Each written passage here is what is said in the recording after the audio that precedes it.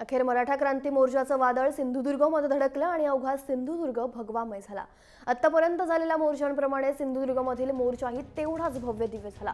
कोपर्डीतील नराधमांना फाशी द्या, एट्रॉसिटी कायद्यात बदल करा आणि अशा अनेक मागण्या आहेत। शिवाय स्थानिक मराठ्यांना अनेक वर्षांपासून भेडसावणाऱ्या वनसंज्ञा आणि आबकारी कर रद्द करण्यासंदर्भातल्या 2 अतिरिक्त मागण्या या मोर्चाच्या निमित्तानं मराठ्यांनी मांडल्या। सकाळी 11 वाजता छत्रपती पुतळ्यापासून या मोर्चाला सुरुवात झाली। त्यानंतर 1:15 वाजता जिल्हाधिकाऱ्यांना निवेदन देऊन या मोर्चाची सांगता झाली।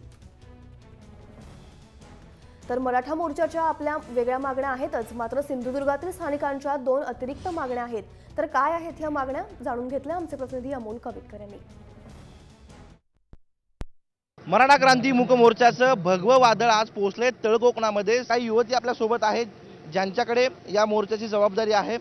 काय नेमके सांगशील तू? 6 प्रमुख मागण्या आहेत राज्यभरातल्या मोर्चांच्या, तू काय सांगशील त्याबद्दल? आमच्या या सिंधुदुर्ग जिल्ह्याचा जो आज सकल मराठा समाजाचा मोर्चा आहे त्याच्या प्रमुख 3 मागण्या आहेत आणि आमच्या सिंधुदुर्ग जिल्ह्यासाठी 2 मागण्या आहेत। पहिली म्हणजे आमची जी कोपर्डीमध्ये आमची बहीण होती तिच्यावर जो अत्याचार झालाय, तिचे जे आरोपी आहेत त्यांना मोठ्यात मोठी शिक्षा झाली पाहिजे। दुसरं म्हणजे मराठा समाजाला आरक्षण मिळालंच पाहिजे आणि तिसरं म्हणजे एट्रॉसिटी कायदा। वनसंज्ञा ही काय नेमकी मागणी आहे तुमची आणि काय कसा त्रास होतोय मराठा समाजाला?